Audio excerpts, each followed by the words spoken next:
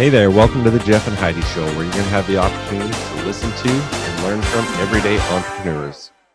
All right, welcome. This is Jeff Heggie of Jeff Heggie Coaching, and I'm with my co-host Heidi Anderson of ECI Secure Pay. Thank you for being with us. We're excited today to have Annissa Deshpande with us today.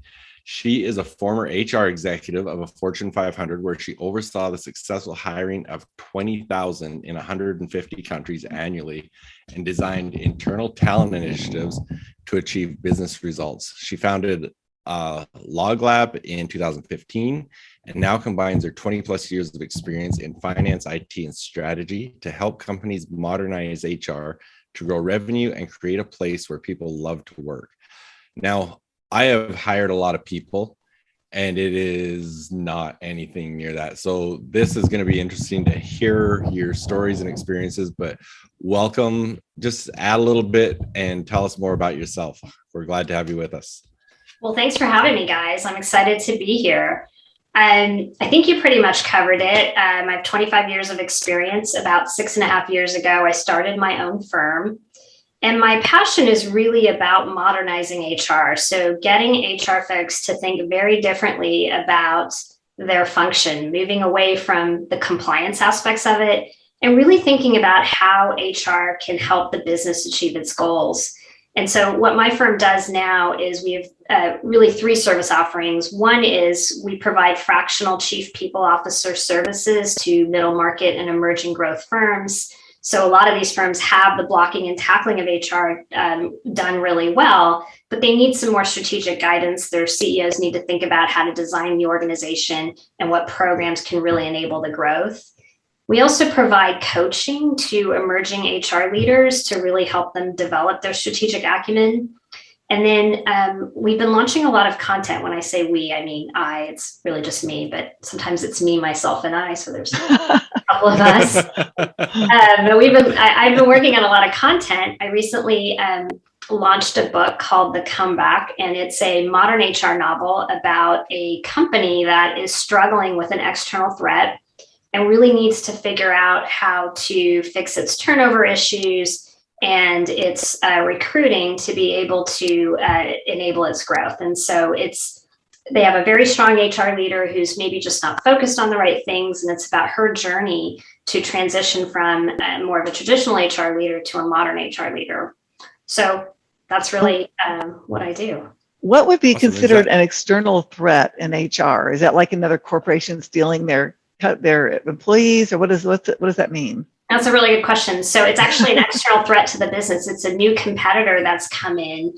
And what the company's realizing is they have to shore up on all fronts. They feel like they have a plan on the finance, the operations side, but they're struggling on the HR side. And so this is her journey to thinking strategically about the business. And it's also, the CEO is struggling to guide her as to what to do to really be able to think strategically. And, whereas his comfort may be more on the sales and the operation and the finance side, the people side is very different from a strategic point of view. And so the coach, who's loosely disguised as me, helps her guide the leader to success.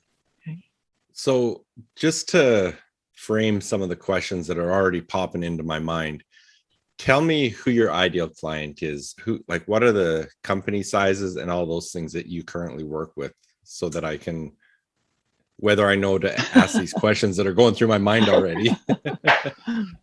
So the sweet spot is really firms that are investor backed. So either venture capital or private equity. On the venture side, it tends to be that Series B, Series C. On the private equity, it's usually a company that has done really well in one particular vertical and now needs to expand across multiple verticals, and maybe has a leadership team or has bootstrapped itself to get to a certain level and now needs to think much more broadly about what needs to get done and what kind of leadership roles they need, how to structure the organization for success, what kind of sales incentives they may need to achieve those goals. I find that I have a lot more success with the investor-backed companies because they have a strategic imperative to be successful and to make these changes. They know that they have to do something different in order to be successful. So you help them define what kind of employees they need to add to their team? And then do you also play a part in the recruiting and interviewing part of it, or?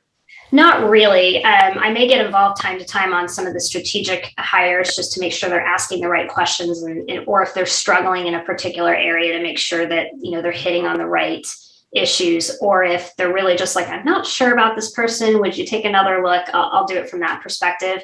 But it's much more on the defining and figuring out, what are some of the things that are stopping them from being successful in terms of hiring as well.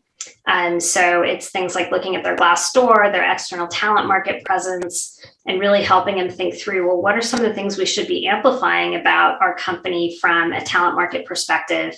And what are some of the things that we need to fix or adjust or correct in order for us to really get the talent that we need? So it's helping HR to really develop an external perspective. I think, traditional HR tends to have that cost center mindset, that compliance mindset, that mindset around, we don't really need to worry about the external aspects of what we do. And it's really getting them to think more like a marketing and operations type function, where you have to worry about external folks, whether it's the talent market, what your competitors are saying, what they're doing, to make sure that you're bringing in the best talent. So do you typically, you go in and work with the HR department, or you work directly with the CEO, or is it kind of a combination? You're the go-between between those two and pulling it all together? Yeah, I typically get brought in by the CEO. So if I have a sales target, if you will, it's definitely the CEO. Even on the coaching side of the business, I'm usually brought in by the CEO to help coach the head of HR. But I do work with both, and I'm often bridging that gap between the CEO and HR to make sure that everyone's aligned. If a lot of times they'll say, look, we've got the blocking and the tackling down, and they're really good at what they do. And so we just really need you to act as more of a strategic advisor to the CEO. I'll do that as well. So I'm pretty flexible that way. But, one of the benefits of working with these smaller companies is there's often a lot of great HR talent that's hidden in that blocking and tackling. And that, if with the right coaching, with some different perspective, they can really start to step into some of these roles. So I encourage the CEO to let me work with them so I can help him assess, do you have somebody who's really good, but maybe just needs a couple of years of different experience so that they can get to a certain place in their career. So yeah, it's a little bit of both. Do you get involved in conversations about let's say the company culture so that for them to attract the better client and to have employees want to stay and want to work there? Absolutely. Culture is one of the areas I get involved in quite a bit.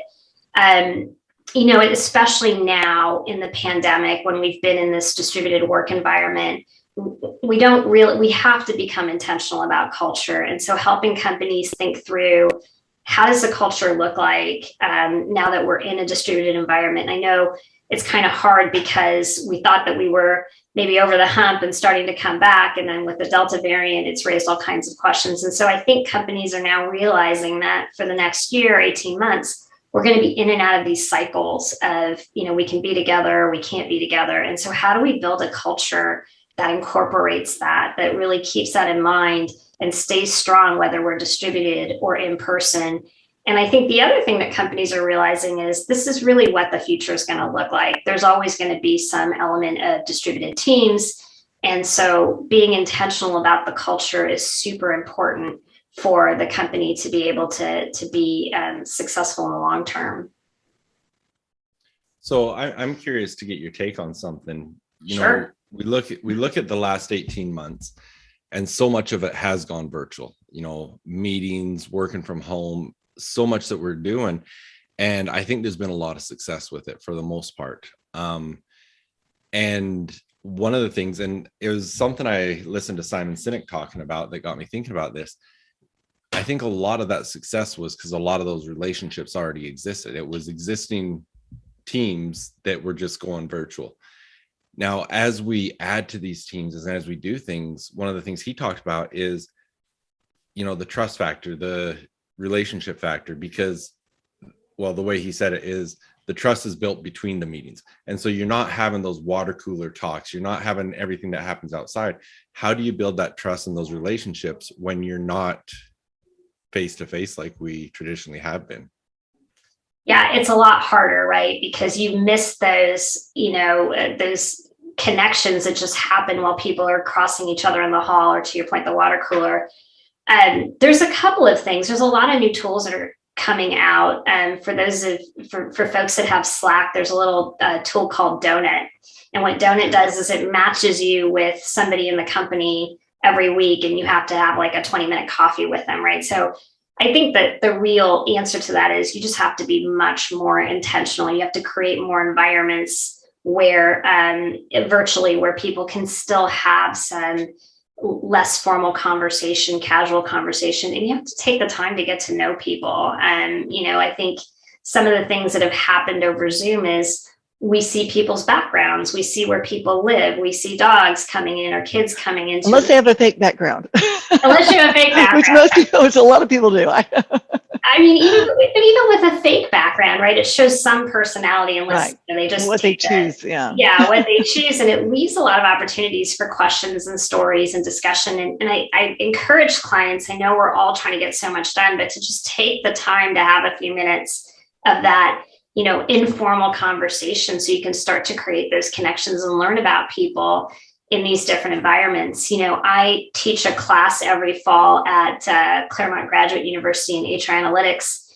And one of my friends who's a law professor gave me this great guidance. She said, in the virtual environment, start the class 15 minutes early and walk away, and encourage the students to just talk amongst themselves and, let them create those connections just like you would have in a classroom, right? Like when I would used to teach on campus, I would go to the class 30 minutes early, start setting up, students would wander in and chat with me. So I tried to create that environment virtually, and that was really helpful to people getting to know each other in these informal settings. So it is hard, but it's not impossible. And it's a different mindset. We have to think a little bit differently about how we do it. I think, like you said, I think a lot of it is just being intentional on what we're doing, because there are going to be, we've got to discover the ways to do it, right? All right. So I'd like to understand a little bit more too on because we have a lot of listeners that are just entrepreneurs, or they want to be entrepreneurs. They want to take that step. Tell us about your journey from where you were to creating your own company, and how that happened, why you did it, and any of the challenges that you faced in that process. Okay, that's a big question. Okay. I think everybody has a story every entrepreneur has a story. And I think one of the things I would say is that, and I probably knew this because my dad was an entrepreneur, my brother had started companies, I probably didn't realize the level of struggle that every entrepreneur has. And I think part of it is that, there's all of these articles out there, like in Fast Company, that really glamorize entrepreneurs and make it seem like they never had an obstacle, or the obstacle was just something that was super easy to achieve. And so it's just not like that, is the first thing I would say.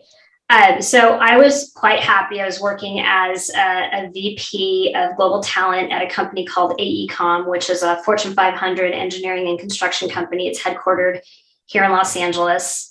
I had a fantastic career, and I was working for, the CEO of the company was really interesting. He believed that HR should be very business focused, and he helped me develop this understanding of what that meant. That, like, when you're designing programs such as performance management or succession, they need to be done in a way that drives business results. So your performance management results, as if you look at them overall, they should match your business results. So if you're giving everybody a meets expectations or higher, you should have had a great year. So we were doing a lot of fun types of initiatives like that. And I just had this desire. So I worked there for 6.5 years and had worked, for 14 years before that in a variety of different environments. I really had this desire to have a bigger impact. So I thought, this is so cool, this way of thinking about HR. I really want to take this to smaller companies and help them get ahead in their HR practices. And so I left AECom in 2015. It was, I think, March. And I launched Lōglab. And the whole concept that I had in the beginning was that I was going to provide strategic HR services to startups. And so I went out and I met a bunch of venture capitalists and a bunch of, different, anybody that I could get connected to in my network. And they all said the same thing to me, which is, you have big company experience and you have no idea what it's like to work in a startup. So this is not going to work. You're going to have to come up with something different. And so, I was able to get some engagements, through my network, not necessarily in what exactly I wanted to do, but I'd say for the first 3 years, things came through. And then in year 3, I had clients that I had referenceable clients. I had work that I had done, but all of a sudden everything dried up. And so this is probably about 2018. The economy's good. I have no reason why I can't sell. But I guess the thing I had learned during this time is I was so busy delivering that I hadn't taken the time to really define what it is that I do for companies in a way that they could buy it easily. And I hadn't built out my network. So it took me I probably had a dry period of about 6 months where I had some clients, but certainly not enough to keep me going. I decided to invest in my marketing to really figure out what my message was and how to package my services. And then I also, really started to build out my network. And that it took me a while to figure out how to do that. Like, I joined networking groups, I tried all these different things, and I was really struggling to figure out, how do I show up as myself in these environments? And I took every sales tip I could, and I finally just realized that I had to find something that worked for me, that allowed me to be authentic, that allowed me to, show up the way I wanted to show up, and to stop listening to everyone else on how to sell. And so what I decided to do was, I really wanted to sell to these startups. They were having trouble buying when you gave them a big hourly rate. They were afraid of consultants. They didn't like consultants. And so I decided to create these packages I'll start with the fractional chief people officer packages. I created a gold package, a silver package, and a bronze package. I put it all on the website. I told them what they'd get every month, and I told them the price. And it was like I didn't dilute the hourly rate by any means, but there's a big difference between saying, hey, you're going to pay $300 an hour, or you're going to pay $3,000 a month. $300 an hour freaks them out. $3,000 a month is like, yeah, I can do that. I only need you for 10 hours. I get it. So I repackaged the way that I was selling and really just made it easy for them to buy. And that was one of the most interesting things. And so I guess, to answer your question, I kind of told you a long story there. The market is always changing. You have to figure out what works for you and how to sell and what makes you comfortable in selling. If you're one of those people that likes going to these networking events and you know how to get your message through all the noise, that's great. That wasn't for me. I'm more of an introvert. But I did find ways to connect with people. And when I would tell them about these services, they were interested. There's no minimum, so they can buy it for a month, they can cancel it. And I would tell you that everybody I sold services to when I first launched is still with me today. And so, there's going to be a natural time when it's time for them to move on to other things, but the packages have really worked well. And it's also shortened my sales cycle quite a bit. Well, I think the reason most people, when you say $300 an hour, you start thinking attorneys. You go, okay, every time I pick up the phone, every time I have a tiny little question, they're going to bill me for 15 minutes for 5 seconds. And then all of a sudden I'm going to have a $6,000 bill instead of a $3,000 bill. Exactly. So I totally get where that came from. And that was a brilliant idea to create packages like that so they know that there's no surprises. There's no surprises. And I try to be really, especially with longtime clients, I try to be flexible. Sometimes they go a little bit over 1 month, sometimes they go a little bit under, but the average ends up the same across the board. So, as long as you're flexible that way, and it actually does create, it's not recurring because it can be canceled at any time, but it creates a little more stability in terms of your revenue as well. Well, it speaks volumes about your skills and what you are providing as for service that everybody's sticking with you. Thank you. I'd like to have you explain a little bit just for our audience, because if I'm interpreting it right, it's something that one of my business partners does, and it's an incredible concept. The fractional chief person, I don't know the terminology used, but explain what that is. Yeah, it is fractional. What that is you are providing a portion of your time to the client. So it's not interim where, you spend 40 hours a week with one particular client for a couple of month period. It is, I give you, I think I have my packages are 5 hours, 10 hours, or 20 hours a month. And we just focus on those strategic things that you need to get done. So instead of going out and hiring a chief people officer full-time, which you don't need yet, you get the benefit of having one that's kind of tailored to your needs at the time. And, I'd say most of my clients, this period has been unusual, but I think this model evolved over time. So I had it before the packages, if you will, but they weren't maybe packaged offerings. Most clients during that time, when it was an hourly service, stayed with me from about 9 to 18 months. It'll be interesting to see how, with the packages, this evolves. I can see some folks maybe in the next 3 to 6 months being ready to go hire a chief people officer. Maybe it won't be at the level that they need, so they'll go from the silver package to the bronze package. So I still will be working with them from time to time, because when you're with a company in these early stages, you build a lot of institutional knowledge as well. And so, the goal is always to transition at some point, but I do want to make sure that they're all ready to go when that time comes. Now, you're in California.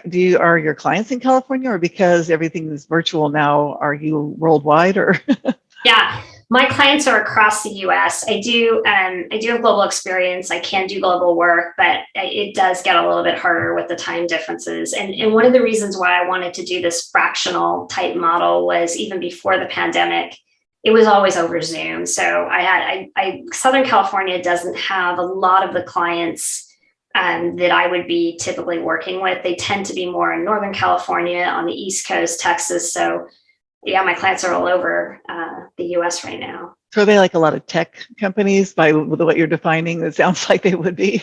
It's interesting. It's tech. I have a lot of manufacturing as well. Because I get a lot of private equity clients, those folks tend to be more manufacturing or anything that has that kind of recurring revenue source. I get a lot of those types of folks too. So in my book is actually about a manufacturing company. So I would, and part of the reason is tech companies, they typically get it. They have a mindset of, okay, this is what we want to do. And manufacturing companies, a lot of times the leadership gets it, but the rest of the folks are still coming along. And so that's another reason why. But I love working with them because they're super smart people and they're really open and flexible. They just need to, and a lot of times these companies have been around for a long time, so they have to change some of that stuff that is deeply institutionalized into their cultures. So I was just checking, but so where is the best place for people to get the comeback? I see that it is on Amazon. It's on Amazon. It's on Amazon. Perfect. Good. I'm looking at the right one. So tell us a little bit more about the book, just so people can get that, and then also where they find you to follow you and keep in touch. And if they're looking for your services, how do they go about doing that? Yeah. So the comeback was published in May. It is definitely a product of the pandemic. I got tired of binge watching TV, so I decided to write my own story. And it really came out of, I had a lot of anecdotes that I would use to explain modern HR, and people would get it, but they would be like, okay, that makes sense. But they would still kind of struggle. Like you could see that the lights were flickering, but they weren't fully turned on. And so the comeback was a way for me to take all these anecdotes that I had about HR and modern HR and how to apply them, and examples, and put them into one story. And I thought, I also thought it would be really dull to read a book called The Principles of Modern HR, whereas a book, that's like 2 hours. It probably takes about 2.5 hours to read it. It would be good. Like my family read it, they liked it. And the other kind of cool benefit of it was now people get what I do day in, day out. My parents don't have to explain it anymore. They can just give the book to somebody. Yes, you can get it. Or tell them to go buy the book. Yeah, exactly. Or tell them to go buy the book. You can get it on Amazon. You can also, if you're having trouble finding it, there's a lot of comebacks apparently. You can go to my website, www.loglab.net, and it'll direct you to Amazon to buy the book. You can also get in touch with me and learn more about the services. All my service offerings are out on the website. So you can see all the service offerings I have. You can get in touch with me through the website. I'm also on LinkedIn at Annissa Deshpande, Twitter, Annissa D. And yeah, those are the best ways. Really, one quick question. Where did you come up with the name of your company? The Lōglab? Yes. Lōglab? Okay, what is that? So I wanted People Lab, and People Lab was taken at the time. And so I'm in the Indian grocery store with my mom, and I turned to her and I said, "Hey mom, how do you say people in Hindi?" And she goes, "Log." And so Log is actually people in Hindi. So it's a People Lab, and it's it's nice. It's a little, throwback to the culture, to my culture. And it's L-O-G-E. It's L-O-G. Oh, just like log. Because I thought it was Lōglab. Yeah. A lot of people say Lōglab, but Did I pronounce it improperly at the beginning? You did, yeah. It's okay. You got my name right. And you even told me before how to pronounce it. Now that you're talking about it, I'm like, I'm sure I pronounced that wrong. I'm sorry about that. It's okay. But you know what? I want to encourage everyone to go to the loglab.net, because I love, as soon as you open it, the first thing you see is HR sucks, but it doesn't have to. I love it. That's my tagline. For sure. Well, thank you very much. All these links and your contacts, I will make sure they're in the show notes so that people can find you easily. But thank you. This has been definitely worth having you on here to listen to what you're doing, and you're doing some amazing things. So thank you very much. Oh, thanks for having me. I'm looking for entrepreneurs, athletes, coaches, and other high achievers who want to discover their full potential. Those that have dreams and desires of getting to the next level and just need to figure out how to get there. Hi, my name is Jeff Heggie. I'm a success coach, and I want to show you the truth about developing a powerful mindset. One of the biggest things holding people back from achieving their dreams is their own limiting beliefs. And the bad thing about limiting beliefs is they prevent you from discovering your true potential and cause you to settle for way less than you really deserve. I've seen this time and again in business, athletics, all areas of life. And worst of all, many people never get past the idea that achieving their biggest dreams in life is just that, a dream. But luckily, now there's a solution for this problem. So if you're an entrepreneur, athlete, coach, or other high achiever that really wants to get to the next level, but it just hasn't happened yet, here's the solution you've been looking for. I want to introduce you to High Achievers Mindset Secrets. High Achievers Mindset Secrets is designed to help you gain control of your future, become absolutely clear on your goals and how you're going to achieve them, discover the true potential of what you have within yourself, and live every day with confidence. Intentionally live the life you desire, and much, much more. From day one, you'll be able to start implementing the strategies that will bring results into your life. High Achievers Mindset Secrets is designed specifically to meet your needs, and there's 3 options for you to choose from. First of all, there's the 6-module course. Over the course of these 6 modules, you'll learn the momentum cycle, the success cycle, and how to make them work in your favor. How to build confidence and self-belief. You'll learn to create clear goals, understand what you need to do to achieve them, and most importantly, you'll discover your why for each one. And I'll tell you now, it's not what you think. You'll learn the power of mindset questions, visualization, and having a vivid vision. You'll learn the difference between a fixed mindset and a growth mindset and how you can change it. You'll understand the importance of proximity as power. You'll create personal development habits that lead to success. And you'll create your own personal success formula. You'll also learn the connection of mindset and mental health, the importance of state, modeling, and mindfulness, and so much more. The second option is the Academy. In the Academy, you get the full 6-module course, plus some specific, specialized one-on-one coaching. In the team program, it's designed for athletic teams, sales teams, executive teams, any team that wants to maximize its potential. Each person on the team will go through the 6-module course, and then there'll be some group coaching specifically with me. So again, if you're an entrepreneur, athlete, coach, or any other high achiever that really wants to get to the next level and you're committed to making it happen, you know every day counts. You deserve to be living the life that you want on your rules. You deserve to achieve those dreams, start that business, win that championship, get recruited, whatever that is that you desire. There's never been a better time in history to make a change and take charge of your future. You work hard, you want it bad, you're committed to making it happen. Let's do it now. So get on board with the High Achievers Mindset Secrets, because I look forward to working with you. Get more details at mindset.jeffheggie.com.